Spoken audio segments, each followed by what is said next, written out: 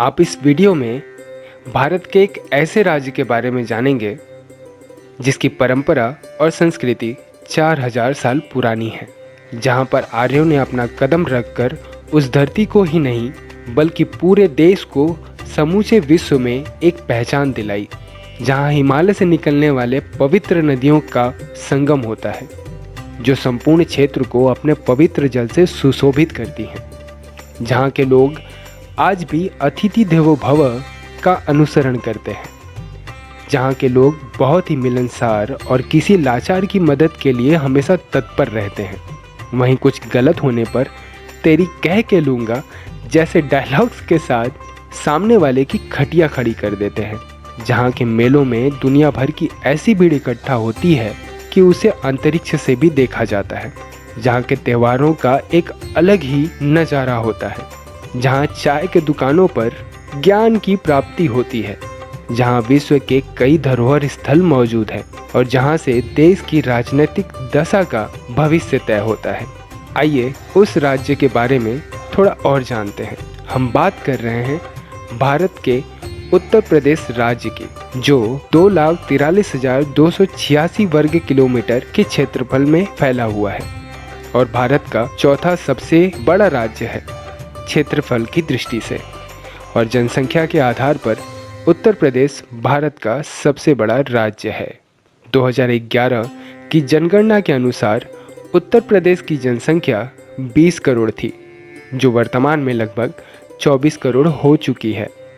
विश्व में केवल 5 राष्ट्र चीन, Bharat, United state of America, Indonesia और ब्राज़ील की जनसंख्या उत्तर प्रदेश की जनसंख्या से अधिक है। तो उत्तर प्रदेश अगर एक देश होता तो वह विश्व में 6वें नंबर का सबसे ज़्यादा जनसंख्या वाला देश होता। राज्य में कुल 75 जिले हैं, जो भारत के अन्य राज्यों की तुलना में सबसे अधिक है। राज्य की भाषा हिंदी है और इसके अलावा यहाँ खड़ी बोली, अवधी और उर्दू जैसी कुछ भाषाएं भी बोली जाती हैं। लखनऊ उत्तर प्रदेश की प्रशासनिक व विधायिक राजधानी है और प्रयागराज न्यायिक राजधानी। लखनऊ प्राचीन कोसल राज्य का हिस्सा था, जो भगवान राम की विरासत थी, जिसे उन्होंने अपने भाई लक्ष्मण को समर्पित कर दिया था, जिससे इसे लक्ष्मणावती, लक्ष्मणपुर या लखनपुर के नाम से भी जाना गया।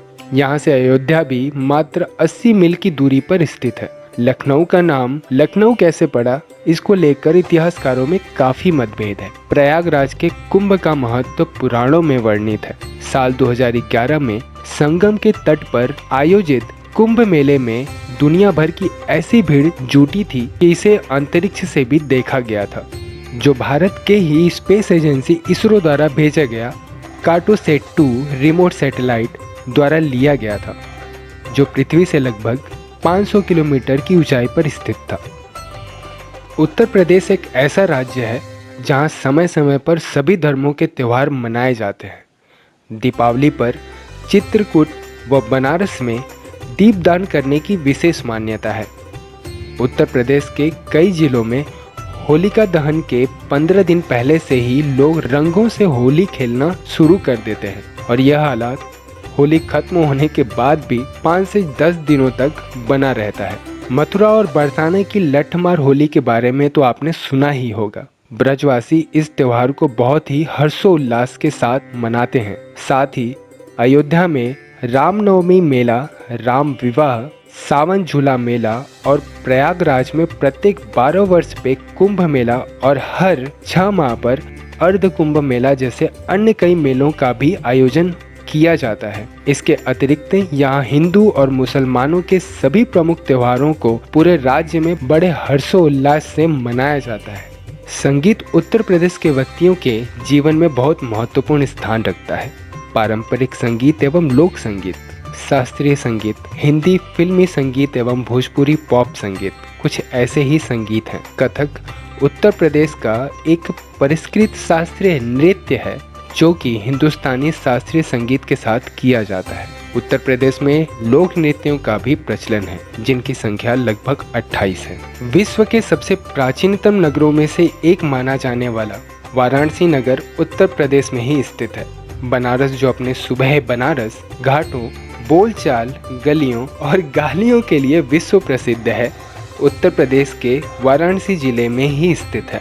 वैसे तो उत्तर प्रदेश में 45 से अधिक विश्वविद्यालय हैं और सभी अपनी अपनी जगह सर्वश्रेष्ठ हैं, लेकिन एशिया की सबसे बड़ी यूनिवर्सिटी बनारस हिंदू यूनिवर्सिटी है, जिसकी स्थापना मदन मोहन मालवीय द्वारा सन 1916 में की गई। यूनिवर्सिटी का मेन कैंपस 1300 एकड़ के क्षेत्रफल में और यूनिवर्सिटी का दूसरा campus Rajiv Gandhi south campus Mirzapur जनपद में बरकछा नामक स्थान पर स्थित है, जो कि 2700 एकड़ के क्षेत्रफल में फैला हुआ है। और यह भूमि काशी नरेश प्रभु नारायण सिंह द्वारा दान की गई थी, जिस पे यह यूनिवर्सिटी बनी है।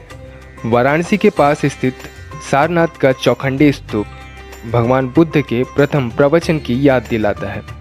बुद्ध ने ऐसे धर्म की नींव रखी जो सिर्फ भारत ही नहीं बल्कि चीन और जापान जैसे सुदूर देशों तक भी फैला।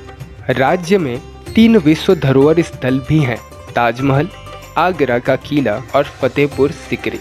उत्तर प्रदेश भारत में एक पसंदीदा पर्यटन स्थल है, मुख्यतः ताजमहल के कारण, जहां 2018 से 2019 में लगभग 71 लाख लोगों ने दौरा किया।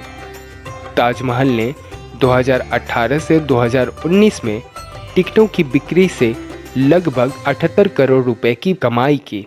उत्तर प्रदेश अपराध के मामले में भारत के अन्य राज्यों की तुलना में सबसे ऊपर आता है। राष्ट्रीय अपराध रिकॉर्ड ब्यूरो NCRB के 2011 के आंकड़े कहते हैं कि उत्तर प्रदेश में किसी भी राज्य की तुलना में सबसे ज्यादा अपराध होते हैं, लेकिन इसकी उच्च जनसंख्या के कारण प्रति व्यक्ति अपराध की वास्तविक दर काफी कम है।